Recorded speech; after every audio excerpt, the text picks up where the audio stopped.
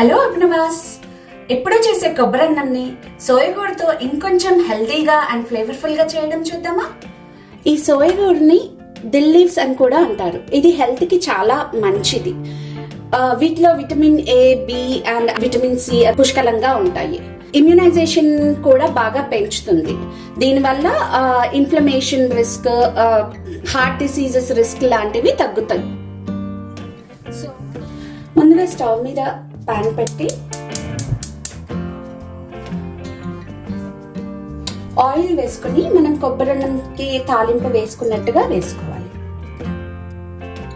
నూనె వేడైన తర్వాత ముందుగా పల్లీలు వేసుకొని ఫ్రై చేసుకోవాలి. పల్లీలు వేగడానికి కొంచెం ఎక్కువ టైం పడుతుంది కాబట్టి మిగతా అన్ని మాడిపోకుండా ఉండడానికి ముందుగా పల్లీలు వేయించుకుంటున్నాను. పల్లీలు కొంచెం వేగిన తర్వాత 2 స్పూన్లు శనగపప్పు వేసి వేయించుకుంటున్నాను. శనగపప్పు వేయడానికి కూడా కొంచెం టైం పడుతుంది కాబట్టి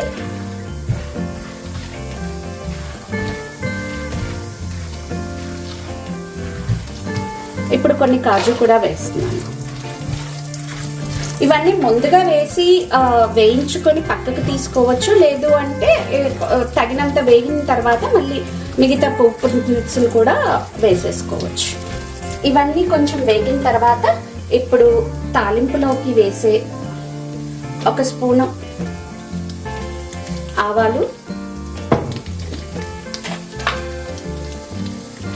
1 స్పూన్ జీలకర్ర,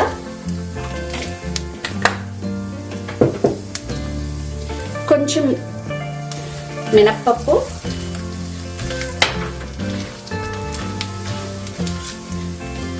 ఎండుమిర్చి,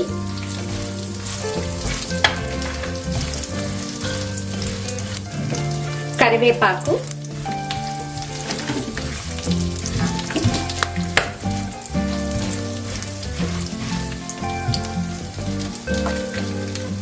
కొంచెం ఇంగువ,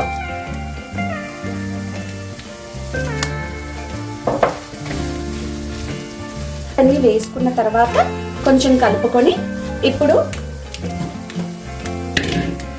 ముందుగా పొడి చేసుకున్న కొబ్బరిని యాడ్ చేస్తున్నాను. ఈ కొబ్బరిని నేను ఫ్రోజన్ కొబ్బరి నుంచి తురుము చేసుకున్నానండి. మనకి పూజలు అవి ఎక్కువ జరిగినప్పుడు కొబ్బరికాయలు అవి ఎక్కువ వాడుతూ ఉంటాము. అవి పాడైపోకుండా మనము చిన్న చిన్న ముక్కలుగా చేసుకొని ఇలాంటి కవర్లలో ఫ్రీజ్ చేసుకొని సీల్ చేసి గాలి తీసేస్తే 2-3 నెలలైనా ఈజీగా సేవ్ అవుతాయి. నేను ఈ కొబ్బరి 1 నెల ముందు ఫ్రీజ్ చేసి పెట్టుకున్నాను, అయినా చాలా ఫ్రెష్గా కనిపిస్తుంది.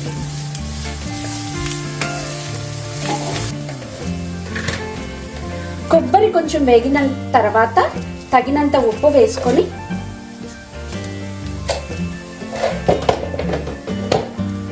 అలాగే సోయగూరని కడిగి పెట్టుకున్న సోయగూరని వేసుకోవాలి. ఈ సోయగూరని ఎక్కువసేపు వేపకూడదు, దాంట్లో ఉన్న ఫ్లేవర్ పోతుంది. ఒక 2 minutes అలా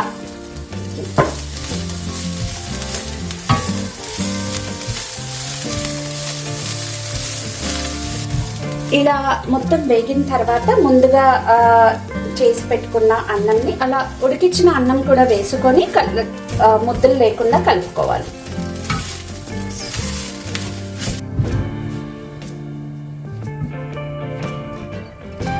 అన్నం వేసుకున్న తర్వాత అంతా సరిగ్గా కలిసేట్టుగా కలుపుకోవాలి. అంతే, మనకి హెల్దీ కొబ్బరన్నం విత్ సోయగూర రెడీ. ఇప్పుడు ఇది బౌల్లోకి సర్వ్ చేసుకుని ఈ కొబ్బరన్నంకి పెరుగు పచ్చడితో తింటే కూడా చాలా బాగుంటుంది ఫ్లేవర్. హెల్దీ అండ్ టేస్టీ కొబ్బరి సోయగూర అన్నం రెడీ అయింది కదా.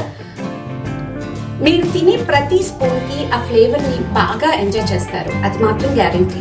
మరి మీరు కూడా ట్రై చేసి కమెంట్స్లో చెప్తారా ఎలా వచ్చిందో. Please like, share and subscribe.